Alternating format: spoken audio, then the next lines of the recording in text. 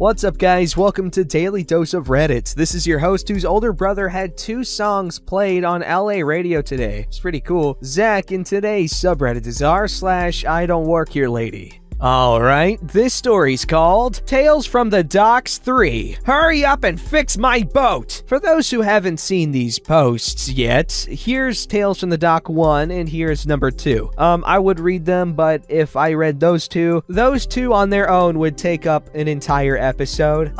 So I'm not, because neither of them are from IDontWorkHereLady. So here's number 3. This happened a few months ago in May, just before all the protesting began, and just after everyone seemed to collectively determine the virus is gone now, hooray! Unlike most of the idiots in my area, though, I was still maintaining social distancing and isolation and wearing my mask. Good for you, buddy. Here's the character sheet. There's me, your lord and savior. Huh? Maskless Karen. AJ. Not the real name, obviously. He's the harbor master. Dave. Again, not real name. Security.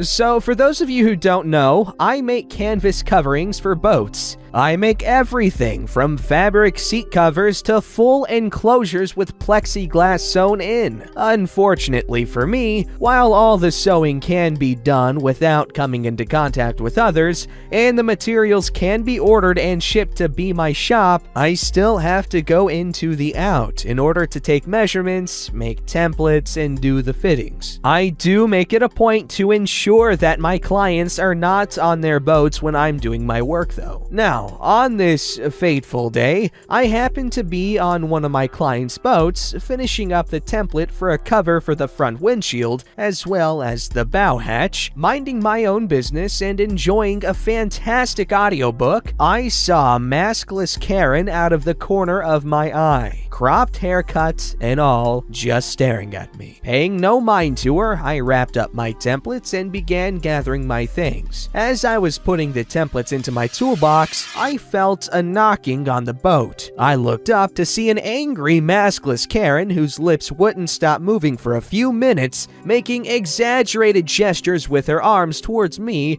whilst standing right next to my client's boat. Mostly continuing to ignore her, I grabbed the last of my tools, then taking my time, I turned off my audiobook and took out my earbuds. Immediately, I began wishing I hadn't.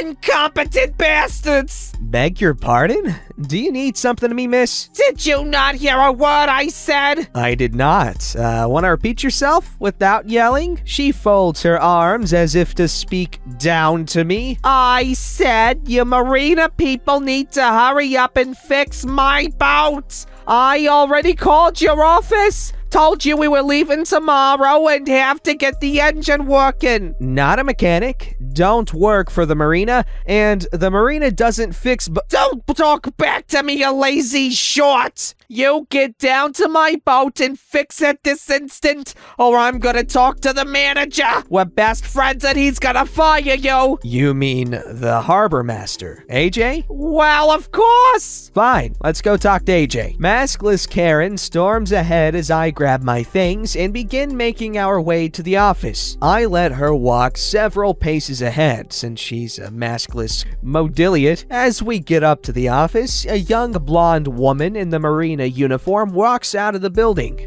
Of course, maskless Karen takes the opportunity to run further ahead of me while screaming and pointing at me. Taking my time, I catch the tail end of her tirade.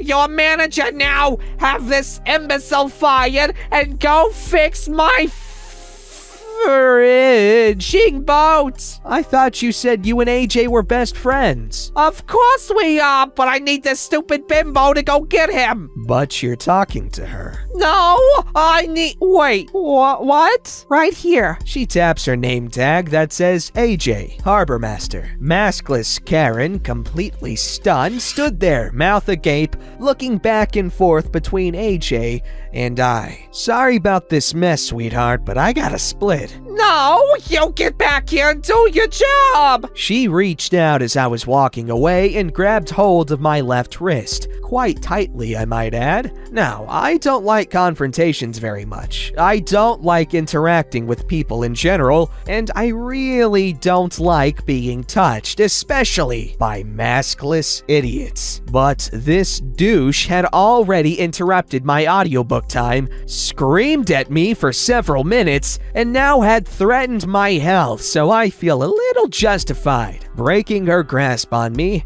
I placed her in a little wrist lock and proceeded to take her to the ground. Multiple times she tried to turn her head and spit on me, calling me a liberal sheep and how I'm an idiot for believing in a fake disease because I was wearing a mask in between her screeches of pain and agony because of the mild discomfort caused by me holding her hand. AJ went and grabbed Dave, and he escorted maskless Karen off the property, never to be allowed to return. Thank God for private marinas. She went kicking and screaming how I needed to be arrested or executed for trying to kidnap and violate her in a horrible way or something. Never saw maskless Karen again. Thank God. Apparently, AJ canceled her Mirage, so I've got no Mortgage. Is that Mortgage or Mirage? So I've got no what's happened since. Seriously, some boat people are nuts. A lot of trailer trash kind of folks around here have boats for the same reason they have Cadillac SUVs. At work and on social media, it makes them look wealthy when in reality, they're stuck making payments on a stupidly large loan for the next 20 years. But the attitude is so much worse than the rich folks that they're trying to imitate, as if all the wealthy folks are so snobbery. In other news, I need a more centralized place to tell my tales of crazy boat people. Posting my stories on all these different Karen subs is gonna be messy. Any suggestions would be appreciated. Okay, well, that was a really good story. And really ridiculous. What? Also, I used to think boats were stupid, but now I understand the appeal. Like, how cool would it be to... I'm not gonna say the reason why, but I'm sure a lot of you guys can guess. Just the freedom and the fun.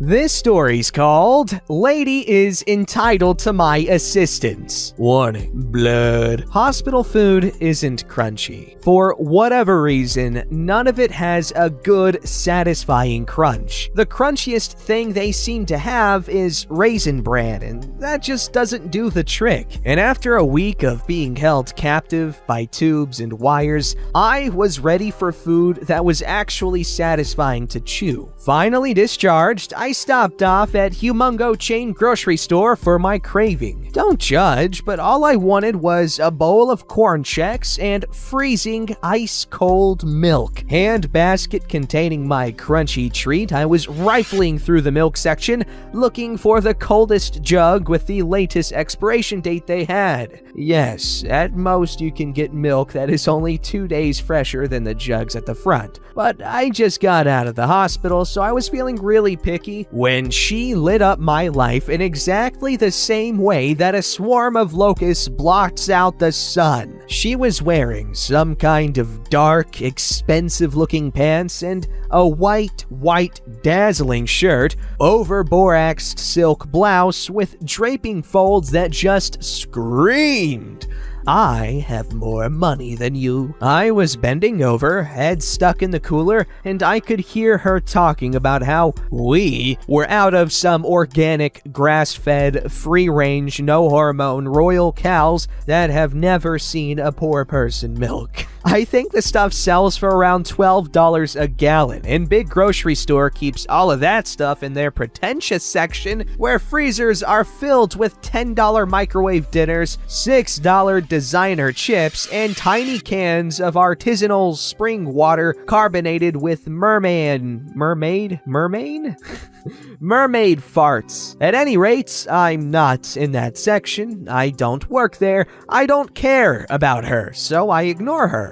Big mistake on her part. Suddenly, I have a snake hissing in my ear the words, "You will look at me when I am talking to you," and my wrist is grabbed and pulled. Now, I had just been released from a week at the hospital where I was, on among other things, a heparin drift, blood thinner, constantly fed through an IV tube which had been taped to my wrist, exactly where she was now grabbing me. The tube had been taped down, and while I ripped off the bandages before I left the hospital room, there was still some significant sticky tape gunk in the area. Whatever that stuff is, it usually takes 3 showers and a bottle of alcohol to get rid of all that sticky. What else might stick to tape residue? How about mean woman fingers? She grabbed my wrist and yanked my arm up, but her fingers happened to stick to the skin a bit, resulting in 2 things. The sensation for her of getting some pine sap on her skin, and my skin being twisted far more than she expected. Not that she would have cared anyway. The twisting and pulling of the skin released a bit of blood from the IV site. Just a couple of drops, not really a big deal, but enough so that when she felt this sticky gunk on her fingers, she instinctively wiped her hand on her sleeve, leaving a small trail of blood on that field of spotless white. You know how some people pass out at the sight of blood? I mean, I don't, but she sure did. She dropped like her facade of friendliness if her triple whipped ice-spiced happy no-fat soy mocha at Starbucks isn't served on a silver tray balanced on the back of a unicorn. And that's when the staff started to run up. Typical shouts of, "What happened? Call an ambulance!" followed, with Milady regaining consciousness within a minute or so and starting to scream about how I, the store employee, had thrown blood on her, clawing at her blouse and going into absolute hysterics. Store security had arrived and it was glaring at me menacingly, demanding to know what had happened.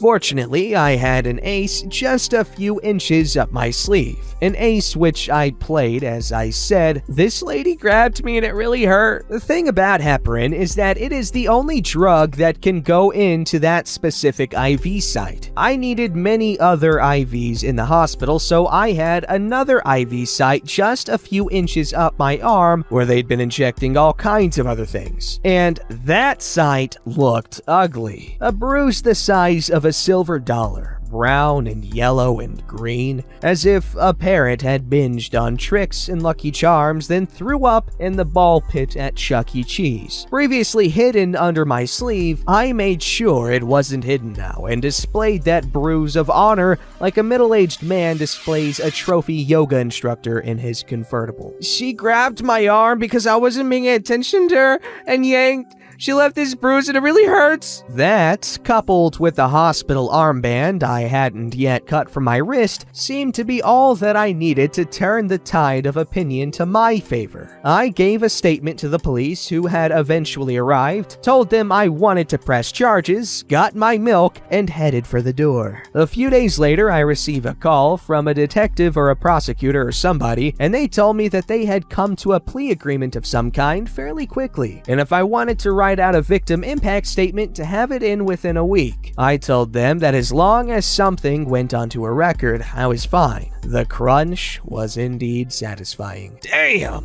That was a good story. Thank you for sharing, and that was a very creative use of your other injuries. Die, Karen, die. Or just get that slap on the wrist. I don't even think she'll get a slap on the wrist. She's obviously wealthy, right? She can probably make this disappear. All right, this last story's called First Mistake, Red Shirts in Target. Note, this happened when I was 18. I'm a girl, 5 foot tall, and since age 16, have always carried a pocket knife with sort of a trigger just for my peace of mind. Also, I've got a huge thing about physical contact and do not even like family, friends initiating any sort of hug, pat on back, etc. without asking. I was in Target for the first time and I was by myself, sorta just checking it out because we'd always been too thrifty to go to Target growing up. I was minding my own business, strolling through the aisles with my basket of slightly overpriced herbal tea. I end up in this cool snack section where they had seaweed packets and tossed 2 into my basket when I realized there was a man, mid-30s, early 40s, that I've seen in the same aisles as me quite a few times. No big deal, it's just a coincidence, right? I peruse a couple more sections in the big store and eventually end up past the baby kids section and see the same middle-aged guy sort of hanging back from me,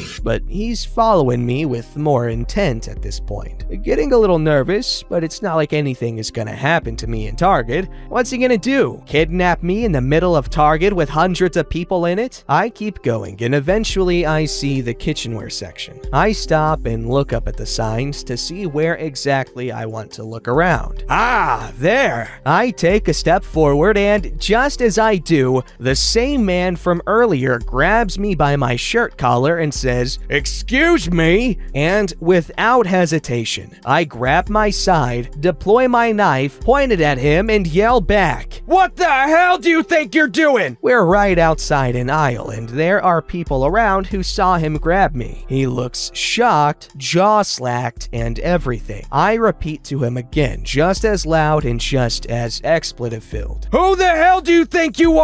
Why are you following me? Why did you grab me?" He snaps out of it a bit and says, "Are employees even allowed to carry knives? What the hell are you doing? Where's your supervisor?" Now it's my turn to look dumbfounded. I said, "I'm not an employee, and even if I was, do you really just grab people wherever you go? Especially younger women?" At this point, we've got a small crowd, and I feel safe enough to put my knife back in my pocket. He spits back, "Well, if you had been paying any attention, you'd know that I've been around you this whole time trying to get your attention, but you just keep walking off from me. Aren't you supposed to help people in the store?" Did you hear a word I said? I don't work here! He took a step forward to look down at me and started on about, "All you had to do was say so then. Instead, you pulled a knife on me like some psycho bimbo." He then points out that I'm wearing a red shirt. I'm floored at this. I'm wearing a dark red and plaid long-sleeve harness crop top and black high-waisted jeans. What Target employee do you see wearing a plaid crop top? Finally, someone steps in to help. A tall, burly guy who looked like Duck Dynasty met Sons of Anarchy gets in between us and pushes the guy back and tells him that's no way to speak to anyone and says, "I saw the whole thing. You grabbed her by her collar. She has every right to be defensive." At this, Creep backed off, and Ducks of Anarchy, my hero, tells him to F off. He fires off one last, "Crazy bimbo," but walks off towards the back of the store. I sincerely thanked Mr. Hero, as I was truly grateful. Being a smaller person, even with a knife, you don't feel all that threatening. I took my crap straight to checkout and left. Never in my life have I thought about grabbing a stranger, employee of a store or otherwise, to get their attention. I wouldn't even tap on their shoulder. If you just say, "Excuse me," or "Hey," you're likely to get the attention of everyone in the immediate area. Maybe I was just raised differently, but I feel like not grabbing strangers is a pretty obvious social no-no. Or no, you feel like grabbing strangers is not grabbing, is double negative. So don't grab strangers. Another note. Yes, I know it's a bit paranoid to carry a knife everywhere, especially into Target of all places. I also know I could have handled this very public situation without taking my knife out. But when fear kicks in, instinct takes over. I wouldn't say I regret how I handled myself, but that's just evidently psycho crazy me. Okay, well, I will say this. If you have a weapon, you're going to be inclined to use it. Like, for instance, if two people are presented with the same threat, the person with the knife is going to be more likely to want to use a knife because they have one. However, this may result in escalating a situation into something that wouldn't have happened had you not pulled a knife on whatever you're pulling a knife on. Then again, better safe than sorry. I think I'd rather be in a situation where I have a knife that I don't need than I need a knife that I don't have. However, I think it's worth establishing a sort of minimum threat level to justify a pulling of your knife out, just so that you avoid escalating a situation and someone gets hurt as opposed to nobody getting hurt. Anyway, OP, you did nothing wrong. You protected yourself in an admittedly scary situation because no one's supposed to stalk you around a Target. Okay, you're supposed to be able to shop without worrying about that sort of thing. So you're safe, and that's what matters. Don't forget to like, subscribe, and hit that bell to never miss an episode.